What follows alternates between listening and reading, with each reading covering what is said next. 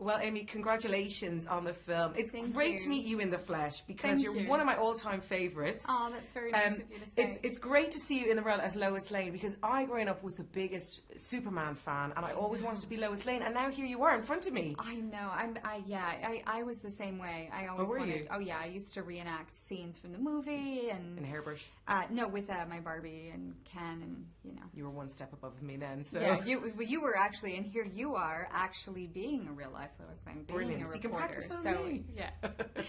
Now, the great thing about the film is it's different, It's different from what we remember Superman as being, which was slightly cheesy, yet ultimately fabulous. Yes, absolutely wonderful. But when you go back and watch, there is a certain amount of camp to it, and we do not have that.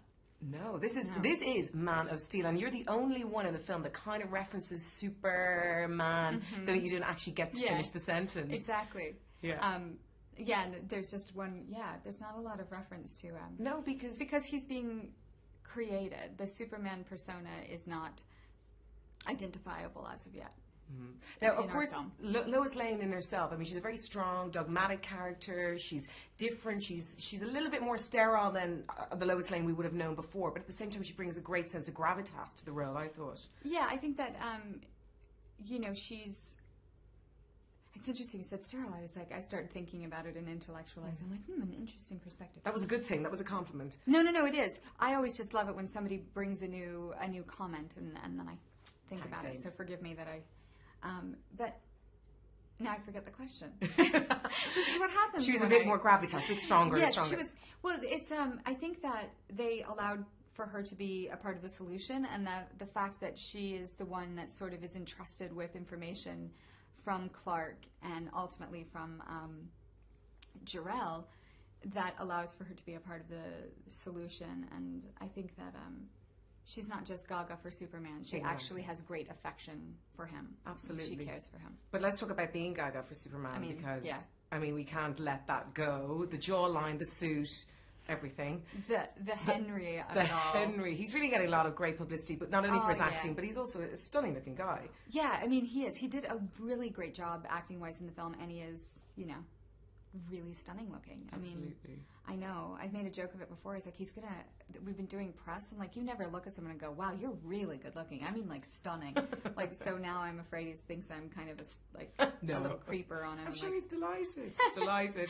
And sure, it beats the alternative, right? Exactly. Yeah. And then, of course, nonetheless, we're talking about chivalry. I mean, Superman is the ultimate gentleman. He really is. He fights for his woman. I mean, do you think this only happens in the movies, Amy, or am I being deluded here? No, I think it happens in life. I have a pretty good guy. He would definitely smack down General Zod for me. Yeah, I like that. Yeah. Would he go up against Superman? Do you think? I mean, he'd do it even with great risk involved. Yeah.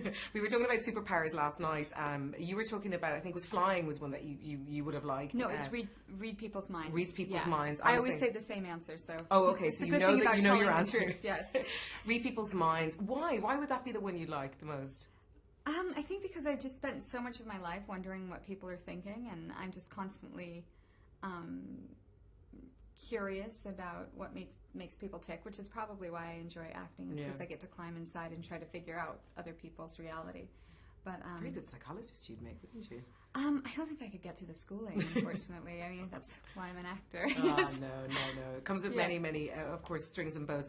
But then the thing is, when you look at the film itself, it's a little darker. You've got the edge of Zack Snyder in there as well. Sure. So it's something I'm sure you were delighted to sign on the dotted line for, were you? I really was, yeah. Not only a chance to play Lois Lane, but to work with Zack and Christopher Nolan producing with David's script. It was really just so much fun. And then I met Henry.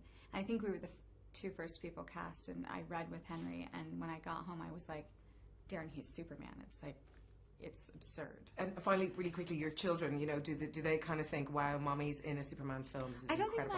I don't think my daughter really understands yet. I think she knows that Henry is Superman, and he wears a super suit, and he's super cute, and that's what she knows, which was kind of how I was introduced to Superman as well. So then I sort of learned his other qualities and powers, but I was most impressed with just his charming smile, which is what I think my daughter likes about Henry. Well, he's not my kryptonite. My kryptonite is lovely cream buns. What's your kryptonite? Nachos. I know. Yeah. So good. It's so hard, isn't it? Yeah, and they're just like cheesy, and there's nothing good for you on there. I like to lie to myself and tell me if I just put a lot of vegetables on it, but I don't. I love you, Amy. You're one of us. Thank you so much, Miss Thank Lois you so Lane. much. Good luck with the film. Thank you.